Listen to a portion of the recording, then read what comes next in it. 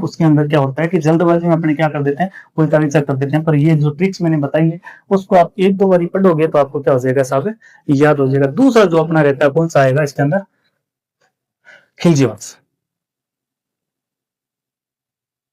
खिलजी वंश खज्जर प्रदेश के थे इसलिए इसका नाम क्या गया, खिलजी वंश। और इसका टाइम पीरियड आपको पता है 1290 से 1320, ये टाइम पीरियड का विशेष रूप से याद रख लेना। तो इसके अंदर अगर अपने देखा जाए तो कौन सा राजवंश आ जाएगा अपना, खिलजी वंश। खिलजी वंश के अंदर अपने कुछ शासकों के बारे में अपने बात करेंगे। तो सबसे पहले अगर बात की जाए 1 नंबर पे शासक आएगा कौन सा, जलालुद्दीन खिलजी, ठीक है। 2 नंबर पे शासक तलीबा, इसका टाइम पीरियड अगर देखा जाए तो कौन सा, 1290 से 96, थोड़ा सा टाइम पीरियड रहता है। आपको पता है कौन से राजवंश को खत्म किया था इसने, गुलाम वंश को खत्म किया। गुलाम वंश खत्म करने के बाद जो नया शासन आता है वो कौन सा आता है, जलालुद्दीन खिलजी का आता है। और दूसरे नंबर AK-47, इसको अपने AK के नाम से याद रख लेना। AK-47 की भाई साहब अगर मेरे से कभी कोई पर्सनली पूछे ना कि आपको सल्तनत काल में सबसे इंटरेस्टिंग करेक्टर किस व्यक्ति का लगता है, तो भाई साहब मेरे को तो लगता है जलालुद्दीन खिलजी। इस बंदे ने जो आज भारत सरकार योजना लेके आ रही है, राशनिंग प्रणाली की योजना लेके आ रही है, गरीब लोगों को किस तरीके से मुआवजा देना है, क्या देना है, कितनी, सब चीज ये करके बैठा था बंदा, ठीक है। ये बंदा वास्तव में था और इसने दिल्ली सल्तनत के अंदर अपने हिसाब से कार्य किए थे, ठीक है। करेक्ट। तो आप स्वागत आदमी था अलाउद्दीन खिलजी, अलाउद्दीन खिलजी, ठीक है। इसका जो टाइम पीरियड रहता है वो कितना रहता है, लगभग अपना 1296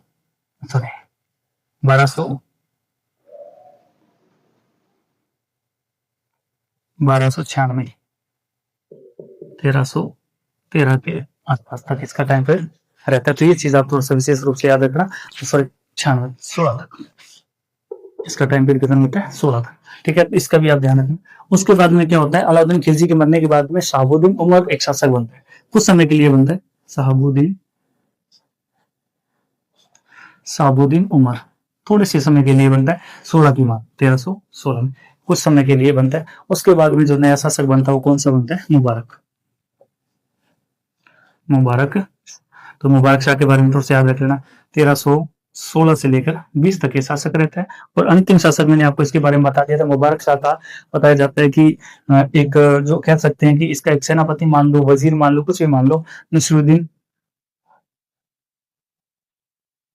नसीरुद्दीन खुसरो शाह,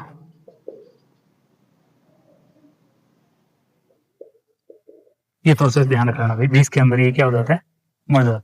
इसका भी थोड़ा सा आप ध्यान रख लेना भाई, नसीरुद्दीन खुसरो शाह के बारे में। तो कुछ मैंने आपको बताया किसके बारे में, खिलजी वंश के जो प्रमुख शासक थे उनके बारे में बता दिया। इसके लिए आप ध्यान रखना, जल्ला अल्लाह उमर को मुबारक देने कौन गया, खुसरो आया था। किस इसके अंदर आप याद रखना, जल्ला अल्लाह उमर को मुबारक देने के लिए कौन आता है, खुसरो आता है, ठीक है। तो इसकी आप ट्रिक याद रखना, जल्ला से बना दिया जलालुद्दीन, अल्लाह से बना दिया अलाउद्दीन, उमर से बना दिया शहाबुद्दीन उमर, मुबारक से क्या बना दिया अपने मुबारक शाह। और खुसरो आया इसको क्या देने, मुबारकबाद देने के लिए आया कि भाईड़ा आपकी बात तो तेरे को क्या किया जाएगा, काटा जाएगा, यहाँ से भाग ले, 9-2-11 हो ले, नहीं तो तेरे को क्या करेंगे, यहाँ से काटेंगे। तो ये थोड़ा सा बात जो खिलजी वंश है उसके शासन काल के अंतर्गत जो शासक आए थे उनके बारे में मैंने आपको बता दिया। क्लियर बात। अब अपनी बात कर लेते हैं, नया जो शासन वंश आया था वो कौन सा आया था, तुगलक के बारे में थोड़ा सा अपने पढ़ लेते हैं।